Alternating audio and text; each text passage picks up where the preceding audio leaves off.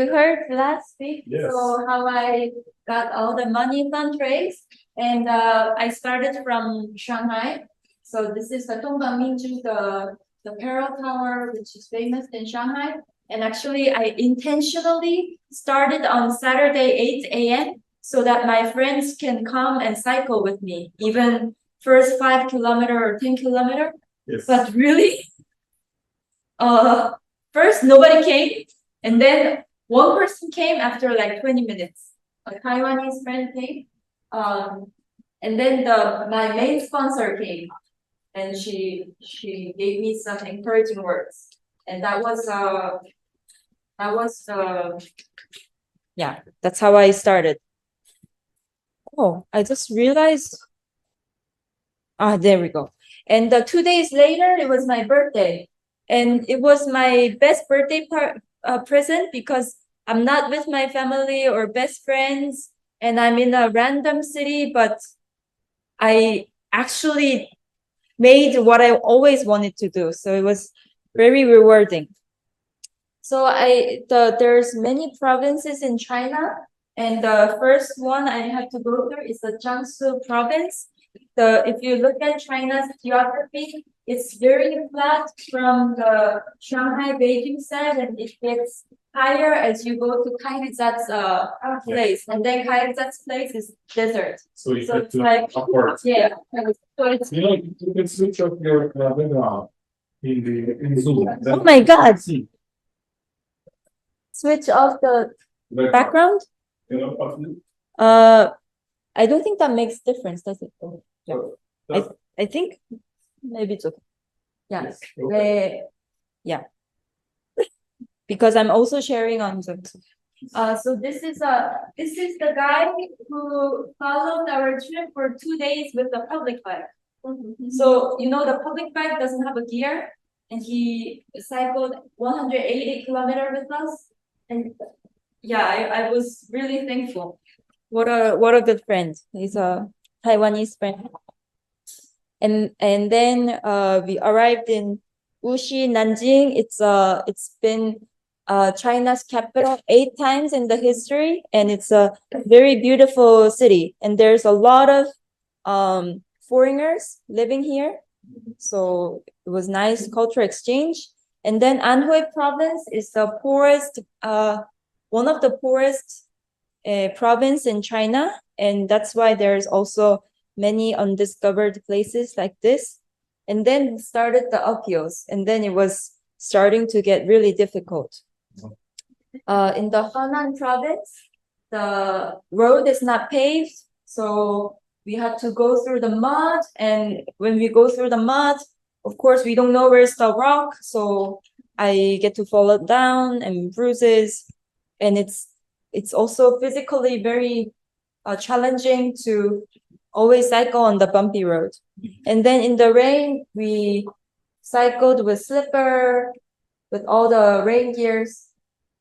And if you have flat tire, then it's the worst situation because you need a very clean environment to fix the tire, and there's no shade, and it's very difficult. How many times did you have to fix your?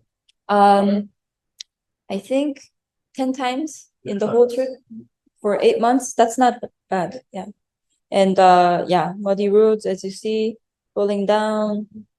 And one of the main challenge I had is sunstroke. So after cycling like 2 weeks, on one afternoon, I was feeling dizzy, and I thought I should stop. And I realized that I have I'm very weak to sun. So I took some pills that my friend had, and I had to wait for the sunset to cycle again. So I realized that I should really stop cycling from 12 noon. So from then I started getting up like 4 a.m., 5 a.m. to get to destination. And this is where we showed a difference, because my friend he hated getting up early. So we decided to just meet in the destination. Just start whenever he wants to start, and then we meet at the destination. So This is the view I saw in the day I had sunstroke. And in Xi'an, it's the 1,000 or more than 1,000 years of history in China is in Xi'an. It's really heart of China. And there I had to wait 1 month for my friend because he was a Chinese. And meaning that he needs visa for all the countries that I have to cycle. So I had to wait for him for 1 month while he take care of all the visas, apply for 10 countries visas. And meantime, I did a drip coffee course and the painting. And this is the painting I did. It's inspiration from Chagall's painting. And to tell you about the tools that I used, this is Shinar. It's like a booking.com in China. And we always booked 1 day before a hotel.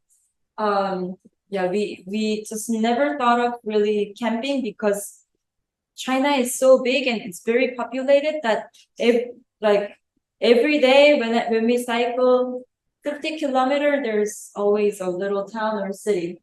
And we always looked for the local good restaurant with DMPing the Chinese app, like Yelp. And this is Kailzat's province, Xinjiang province. And then this is Kazakhstan. So you see the routes that I took. I started from Shanghai and I reached in Xi'an in 29 days. So this whole took 1 month. And then I cycled until Lanzhou, and there I decided to send my bike to the border because from Lanzhou it starts the desert. Plus in the Xinjiang province where this whole region is Xinjiang province where Uyghur people live. And it was that year it was very harsh. So foreigners were not allowed to have their private trips, and we were asked to stay in one specific hostel in the whole big city. So it was that harsh. And even I had friends in Xinjiang province, we were not allowed to stay in a friend's place. I think they tried to avoid any contact from the foreigners. And then I entered. No, it's before COVID. It's because in the Xinjiang province, the Uyghur people were trying to make a protest or kind of aggressive actions, and then Chinese police really didn't want anything to happen, and they didn't want foreigners to provoke them to do your independence and blah, and they didn't want that. That's why they tried to limit the contact. So yes, that's right. And yeah, that's how I went through the Kazakhstan. And Kazakhstan is also very huge. So, and they only give you 1 month visa. So we couldn't cross the whole country in 1 month. That's why I had to take another train here to Aktau. And then I took a ferry. There's one ferry in every 2-3 days. So you just need to wait. And then you take the ferry, and then, yes, I could have gone to like Ukraine route, but it was too late. It was like October and it was very cold that year. Yeah, I thought about that. Yeah. I also thought about that. Yes. Yeah. And then this is the Uyghur family who I was just that day I had a little sunstroke, so I was resting under the tree, and these kids got so curious about us, and they were talking to us, and they dragged me to stay at their place, and I stayed with them for 5 days, and it was amazing. It was a family who had like 7 kids, and yeah, it was really nice experience. And this is the ferry that I told you, that there's one ferry every 2-3 days. And there I met other cyclists who were traveling like us, but I really started the trip too late, so I didn't meet so much. but usually when it's season, you get to meet a lot of cyclists, but I was really happy to just see other people doing the same thing. Yeah. And there's a reason why you shouldn't do this with motorcycle. I don't see my mouse. Oh, enter. Nope. Oh. Or how do I, or, yes. Oh, there we go.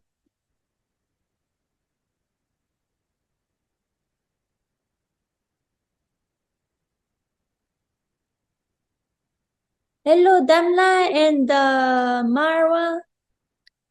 Thanks for joining. We're continuing. So we're now in Turkey. We're now in Turkey, and Damla is not. Damla just dropped off. So so what happened in Turkey? So I need to tell you some backstory. I had a lot of struggle with my friends. Because as I mentioned before, he was born in a one-child policy. He liked eating only food made in the restaurant, not like a salad or a cereal. And he didn't like to sleep in a tent. And I asked him, at least, can you edit some videos? Because I was vlogging every day. And he refused to do that because he said, this is a trip and I'm going to enjoy it. So you shouldn't ask me to do that. So, and plus he started to date a girl in China on Messenger. And so it was the feeling that I'm traveling maybe 3-person, because even when we're eating, he would chat with her. And so really, it was really not nice. And we were having a lot of struggles. And when we entered Turkey, and by that time, he was already spending 3 times more money than I am on food and everything. Of course, the visa. So once we entered Turkey, the hotel price was above all the countries we've been to.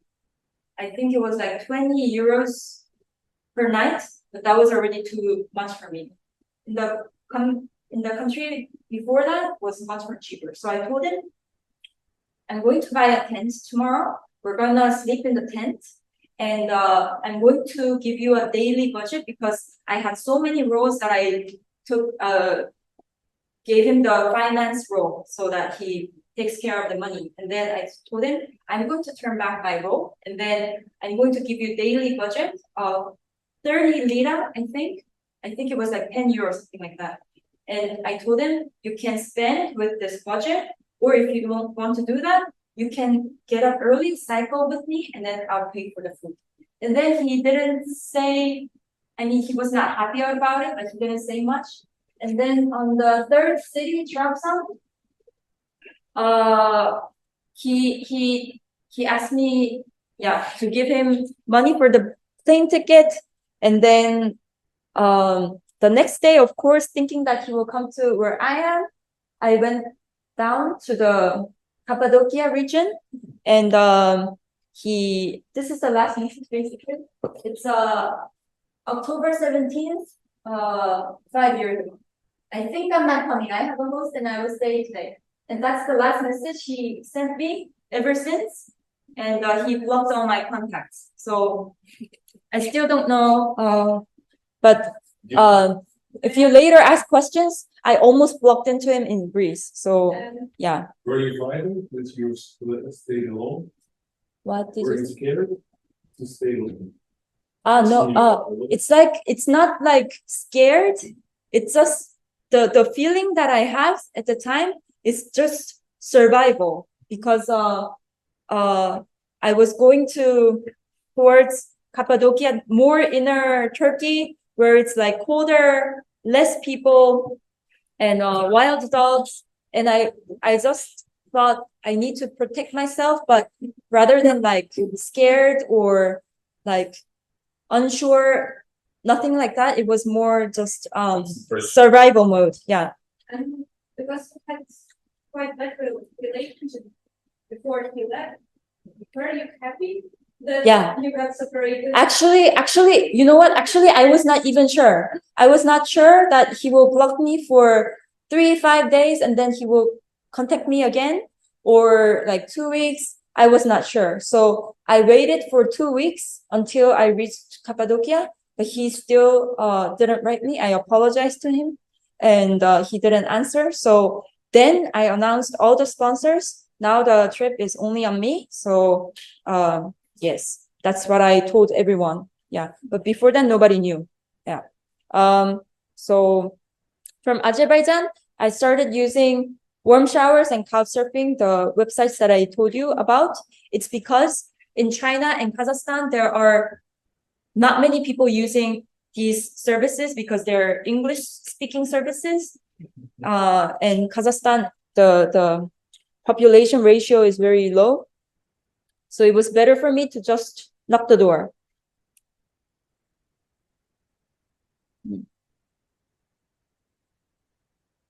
Oops, yes.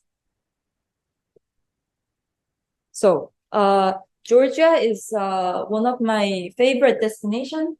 I've been there now 2 times. Even after the trip, they have good wine, good food, good people. It's like a view of Switzerland at some parts, but like still they have like India, like cow walking on the road, you know, that kind of agriculture scene. It's really amazing. So this is the day, like the one day after he left me, I had to go through a very high Pontanic mountain. It's very high mountain in Turkey. And so for 2 days, I cycled 60 kilometers. But because it means it was that steep. It's like usually I cycle 100 kilometers, but it was so steep that it took me 2 days to go 60 kilometers. So yeah, and then yeah, and then yes, and then I had a downhill, and then I slept in a gas station. So yeah, like it was, and then it was amazing because this day my Korean first book was published about the China. So it was very emotional. And then this is my Turkish mother. I also have a Turkish grandmother. And this is the Ankara where Damla is from. And it's a Turkish National Day, which Ali presented about. And it's very national. Everybody wears red. And I felt like a Turkish. And this is Cappadocia, where I decided, it's now very clear that I will continue this trip alone. And to reach Cappadocia, it was very tough because it started to snow and I was wearing summer jacket. Like, so I was really screaming on the bike. Like, I was actually singing and screaming. Yeah. And like the cars go through in a very fast speed, so they don't care about me. And yeah, it was very intense. And then I wondered if I should enter Bulgaria or Greece. But that year, it was middle of November, and it started to snow in many regions in Europe that year. So I decided I'm going to keep on with the coast. So that's why I entered the Greece and then through Macedonia, yeah, and so on.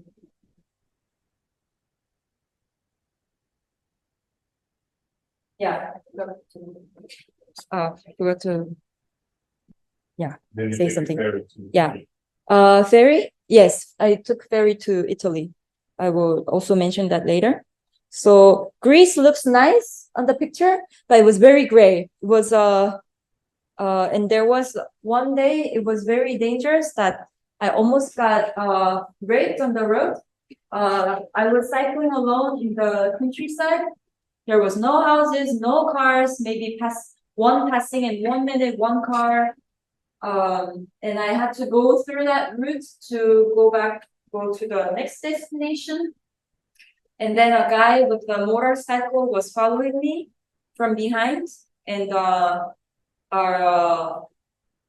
and then I was like terrified that he got very near me, and he was touching my body, and then like he would speed up, and then he would hide in front of me, and then because I'm slower, when I pass over him, he would come from behind and do the same thing. And so I was like really terrified, and I thought I need to escape from here. Like there was nobody who could help me. So I just got off my bike. I stand on the road like this, and I asked the cars to pick me up. The two expensive German cars with the SUV, they just passed me, and like almost like I don't know, 40 years old car, like very, I don't know, it's about to break down. That kind of car stopped, and he picked me up. It was a very small car, and I squeezed my bike into the back seat, and I got on, and then that's how I escaped. So yeah, things happen, and it was a gypsy, and but actually, you know the number one reason why cyclists die on the road? Because of the car. No, actually, it's You sleep? wild dogs. So in Turkey and Greece, the dogs are as many we see pigeons, you know, in a normal city. So there's so many wild dogs. If you go to a university cafeteria, you see like big dogs, like just coming around your seat. It's really culture shock. Anyways, and yes, they can bite you, and you always hear people got bitten. And the previous year, a woman cyclist got killed by a dog in Greece. So this was like something that all the cyclists knew about, and we were trying to aware of.